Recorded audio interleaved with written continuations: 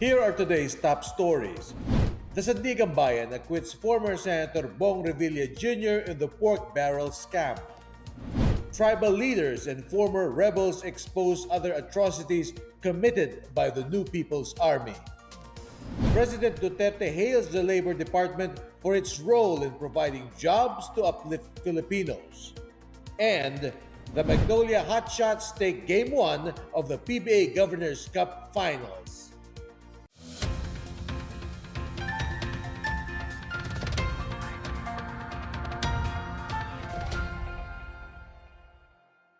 Good day, I'm William Theo. Welcome to the PNA Newsroom.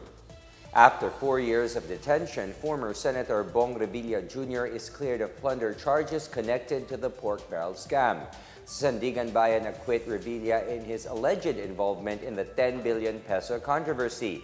Revilla, along with former Senators Jinggoy Estrada and Juan Ponce Enrile, were accused of receiving kickbacks from mastermind Janet Lim Napoles. The scam involved funneling part of their discretionary funds to bogus organizations. On the other hand, Napoles, as well as Revilla's former Chief of Staff Richard Gambe, were found guilty of plunder. Malacanang says it respects the Sandigan Bayan's decision on Revilla's case and that the judiciary remains independent. It reiterates the importance of preserving the integrity of the national budget, as cases such as the pork barrel scam involves the use of unconstitutional discretionary funds.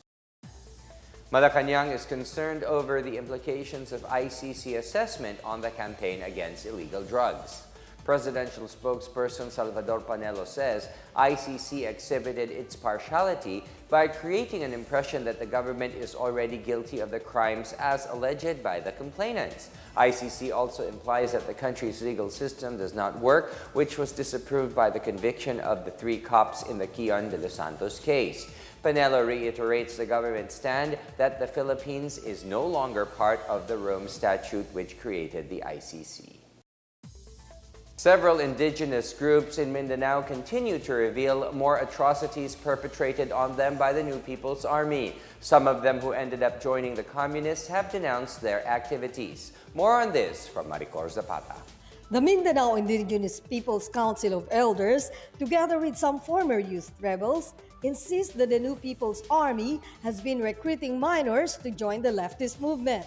Council Chairman Lipatuan Joel Uned says the NPA targets communities where settlers are particularly uneducated. The former members of the NPA attested to how they indoctrinate students, such as those from the Salugpungan Learning Center in Talaingon. Among them was 22-year-old Alice, a Manobo of North Cotabato, who was recruited by the communist rebels in March this year. As a teacher, she said the NPA's political instructors told them to teach how to fight the government and practice deceit. She also revealed the sexual abuses their leaders committed, especially against her, along with her sister and 2 cousins, all of whom were minors.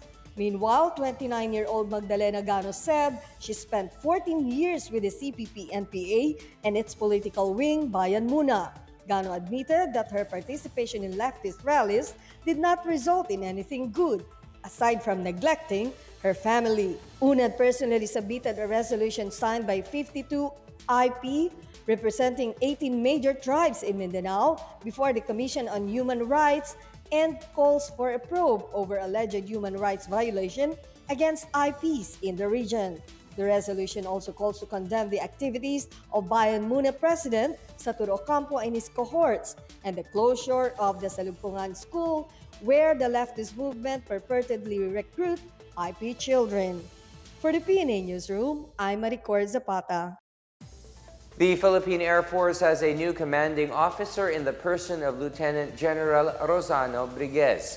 President Rodrigo Duterte confirmed the appointment of Briguez in a letter to Defense Secretary Delfin Lorenzana. AFP Public Affairs Office Chief Noel De Toyato says the former commander, Lieutenant General Galileo Gerard Quintanar, decided to give way to Briguez. AFP spokesperson Edgar Arevalo meanwhile says there is nothing irregular with Briguez's appointment, as this is part of the movement in the top posts in the military hierarchy. Malacanang supports the rejection of a Christmas truce with the New People's Army. Meanwhile, the Bureau of Immigration detains an American priest wanted for sexual abuse. More on these and other news around the metro from Maricor Zapata. Malacanang is unwilling to suspend any military operations with the New People's Army, which is celebrating its 50th anniversary.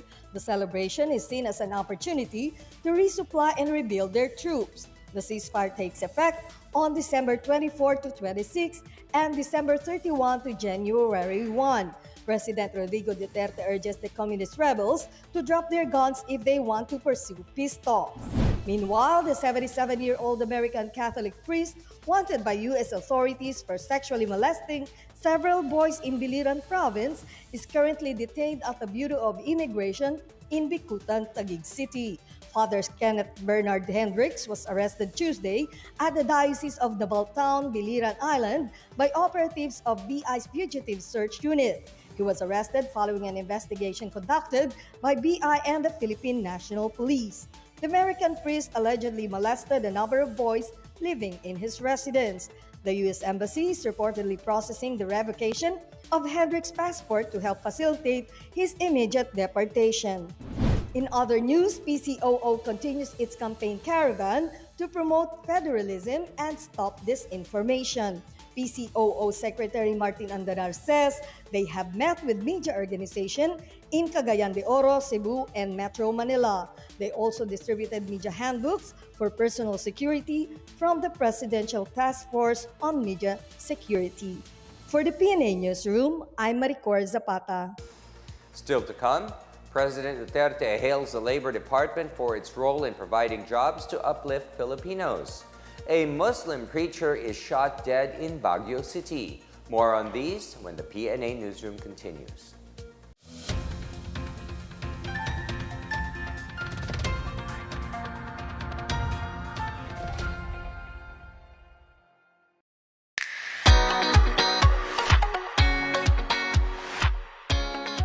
November 2018, the Maritime Industry Authority Region 7 has started partial operations in its newly constructed building, occupying 2,000 square meters of Cebu City's Government Service Center. Administrative personnel are already performing their daily operations in the new establishment. The STCW and Manpower Development Offices, catering to the needs of the Filipino seafarers, are expected to move in on January 2019, while furnitures and fixtures as well as minor utility works are nearing its completion.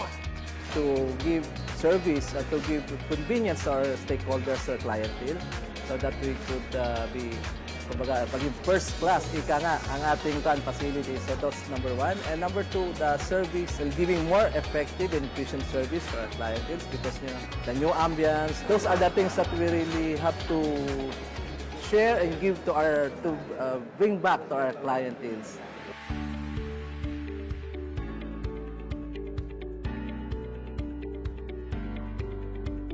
The Marina Region 7 covers 4 major provinces in the Philippines. With its main office located in Cebu City, its personnel are also actively monitoring the maritime industry operations in Bohol, Siquijor, and Negros Oriental. Marina Region 7 extension offices are also established in Tagbilaran and Dumaguete to bring public service closer to far-flung areas, especially to the fishing communities. To date, the regional office operates with 70 manpower complement, performing administrative works as well as dealing with shipping companies, shipyard owners, Filipino seafarers, and other maritime stakeholders. Rest assured for other stakeholders that we in Marina Region 7, we are very supportive, we are considerate, and of course, but notwithstanding with those things, the safety culture is still there. That safety is non-negotiable. So those are the things that we would like to share with our stakeholders in Cebu. Safety is non-negotiable. This is the primary statement of the Marina Region 7 in working towards the enhancement of the maritime industry in the Central Visayas region. To ensure the full enforcement of policies on the safety and quality of vessels built in the region, the Marina Region 7 regularly coordinates with the owners of the 18 shipyards under its area of responsibility. This is done through active consultation initiatives such as the National Shipyard Convention that is regularly conducted in the heart of Cebu. Through this, the Marina is able to communicate the plans and programs to address the existing challenges in the maritime industry. In return, the shipyard owners and investors express their commitment to work not only to achieve their business objectives, but also to contribute to the growth of the shipbuilding and ship repair industries. As of 2018, 221 seagoing vessels are registered at the Marina Region 7, almost reaching its 500,000 mark in terms of gross tonnages or GT. As the number increases, the regional office ensures that its technical personnel, specifically its naval architects, are well versed on the latest advancements on the procedures, methods, and techniques on vessel management.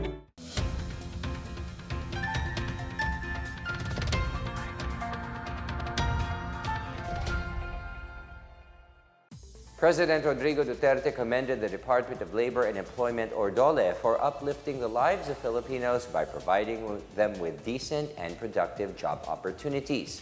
The chief executive graced the 85th DOLE anniversary celebration at the PICC in Pasay City.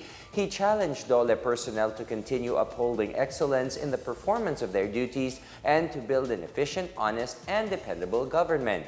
Labor Secretary Silvestre Bello III called on the DOLE workforce to continue to uphold their call for values of integrity, loyalty, and excellence in service. The Davao City Regional Trial Court Branch 54 issued today a warrant of arrest against Senator Antonio Trillanes. Trillanes is facing a libel charge filed by former Davao City Vice Mayor Paulo Duterte. The presidential son accused Trillanes of defaming him and his family in a media interview. Trillanes earlier implicated Duterte in corruption and extortion involving ride-sharing companies.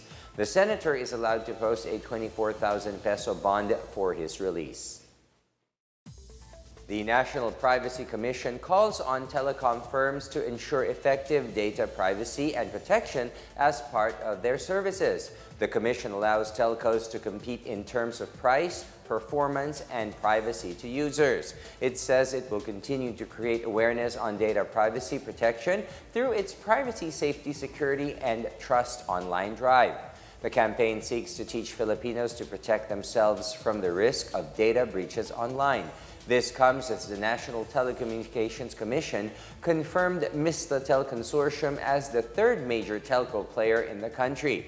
Mislatel needs to come up with its business rollout plan, which assures that its network and facilities will not compromise national security. Monetary officials and business leaders remain hopeful that both business and consumer sentiments would start perking up towards the end of the year as inflationary pressures ease. This as November inflation fell to 6% from a multi-year high of 6.7% in September and October.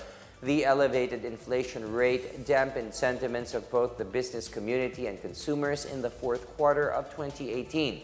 Congress has approved the rice tariffication bill to reduce inflation, while oil prices have started to decline and the peso is recovering against the US dollar. A Muslim preacher and leader was gunned down at the city's public market before noon on Thursday. Bede Jim Abdullah died from several gunshot wounds inflicted by a lone gunman in front of the Kayang Business Center inside the Baguio public market. During the said attack, a stray bullet hit a still unidentified sales lady on her knee. Bede Jim died while undergoing treatment at the Baguio General Hospital. A male suspect was seen in a CCTV footage wearing black jacket, ball cap, and a white mask. Police are still probing the motive of the killing. The shooting occurred about 200 meters away from the headquarters of the Baguio City Police Office. Sarangani pushes for the conservation of traditional rice varieties. And 13 senior high school students in South Cotabato are positive for HIV. More on these stories from the provinces from Janice Cabe. In Sarangani, the provincial government and the Philippine Rice Research Institute are pushing for the conservation of various traditional rice varieties that have thrived for centuries. Their goal is to set aside seed samples and reproduce them to ensure that they will be preserved for future generations. At least 107 upland rice varieties, which are starting to vanish, have been cultivated by tribal communities there. In Leyte, the DENR urges the DPWH to stop cutting trees in the construction of a diversion road in Ormoc City. 21 trees have been cut within the site of the road project, even before the issuance of environmental compliance certificate. The DPWH Leyte 4th Engineering District Office said they will conduct an investigation on the alleged tree cutting activities by the contractor. In South Cotabato, the Provincial Health Department raised alarm over the rising cases of HIV among high school or secondary students. At least 13 senior high school students in the province have tested positive this year.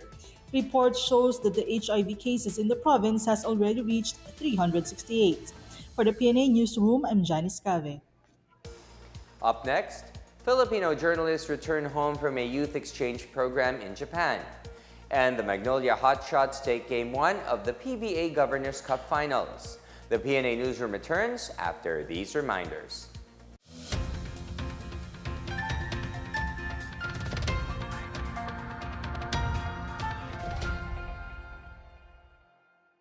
From 2011 to 2015, the Marina Region 7 reported significant decrease in the number of maritime incidents involving various seagoing vessels. Maritime accidents caused by engine trouble went down to 11 in 2015 from the reported 48 incidents in 2011. Incidents involving passenger or crew deaths also dropped down to less than 5 reports in 2015, from 36 recorded deaths 4 years back. The Marina Region 7 is almost at par with the central office in terms of providing key services to Filipino seafarers. As a matter of fact, the regional office performs majority of manpower development and STCW operations, such as the issuance of the Seaman's Book, the conduct of Certificate of Marine Profession or CMP exams, and the issuance of Certificate of Proficiency or COP, among others. From January to July 2018, the regional office was able to collect more than 8.5 million pesos from the 10,488 issued Seaman's Book alone. Additional 2 million pesos was added to the Marina's treasure chest from the 8,291 issued STCW certificates from the first 7 months of 2018. Dati, minsan doon kami sa Luneta natutulog para lang mailakad namin yung pag-process namin sa dokumento namin. Ngayon, si Duterte na, si Tatay Digong na, malaking pagbabago talaga. Saglit lang, wala pa akong 15 minutes dito eh. Tapos, i-guide ka talaga nila lahat. Pati na serbisyo ng mga tao. Ngayon, kadarating ko lang, and then nakuha ko agad siya. Kasi wala naman masyadong release. Ayos naman, ma'am. Lalo na sa section na nag-evaluate, maayos naman. Tsaka yung nagbibigay ng information. The Marina Region 7 manages 11 maritime higher educational institutions and 12 maritime training institutions in the Central Visayas region, specifically by ensuring that they uphold the standards of training, certification, and watchkeeping for seafarers. The Marina Region 7 shows no sign of slowing down in the delivery of public service for the enhancement of the maritime industry. With a new physical building to perform its daily operations, more may be expected from the office. And with 3 extension offices that will soon be established in major maritime locations in Cebu, the Marina Region 7 commits to serve the Filipino people with professionalism, integrity, and excellence.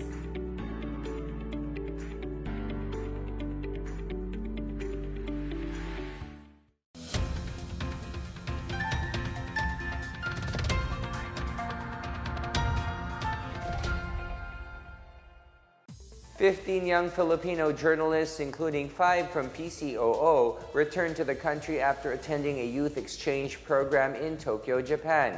The Genesis 2018 Youth Exchange Program for Media Industry is made possible by the Japanese government and Japan International Cooperation Center in partnership with the National Youth Commission of the Philippines. The journalists experience a deeper understanding on the life and sense of values of Japanese people, as well as Japan's rich culture, traditions, and technological advancements. The program aims to create a mutual understanding and trust among the people of Japan and the Asia-Pacific region.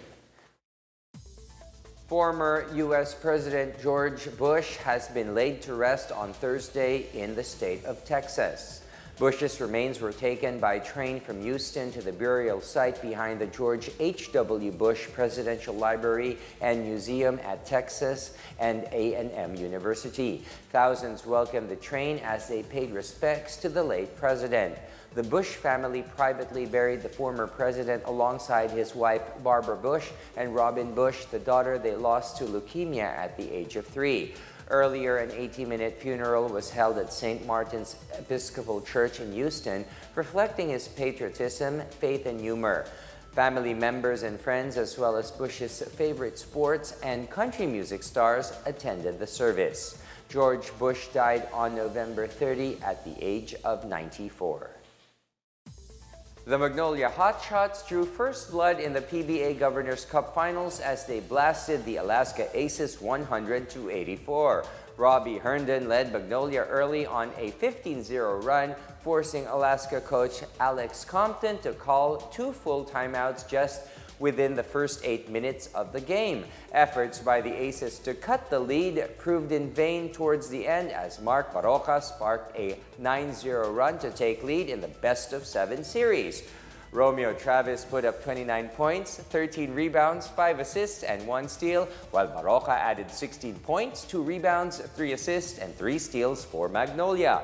Mike Harris put up 20 points, 15 rebounds, 2 assists, 4 steals, and 3 blocks for Alaska.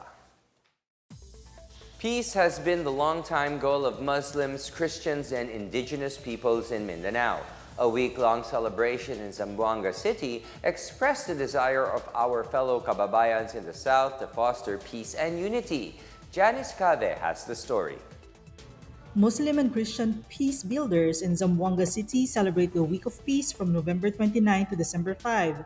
Thousands of students and teachers, military, police, and government personnel, urban poor, farmers, indigenous peoples, religious leaders, and members of civil society organizations joined the multi-sectoral parade. The event is spearheaded by Peace Advocate Zamboanga and its flagship interfaith platform, Interreligious Solidarity for Peace. The Peace Overdrive was launched by concerned religious leaders amid security issues brought by the Abu Sayyaf and the Moro Rebellion. Each Week of Peace observance is always grounded on current hard issues such as the holding of the Forum on the Bangsamoro Organic Law. The celebration is recognized and endorsed by the 2 previous presidential proclamations. For the PNA Newsroom, I'm Janice Cave. Let's now check out the weather forecast for Metro Manila and the rest of the country.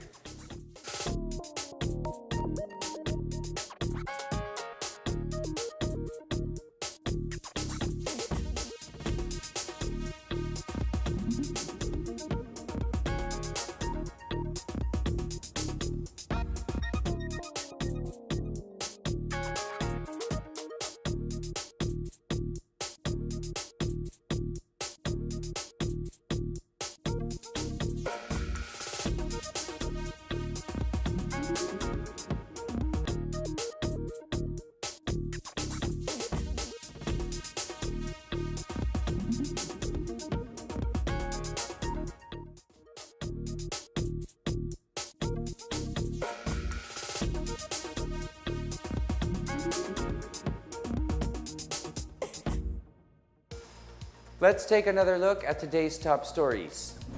The Sandigan Bayan acquits former Senator Bong Revilla Jr. in the pork barrel scam. Tribal leaders and former rebels expose other atrocities committed by the New People's Army. President Duterte hails the Labor Department for its role in providing jobs to uplift Filipinos. And the Magnolia Hotshots take Game 1 of the PBA Governor's Cup Finals.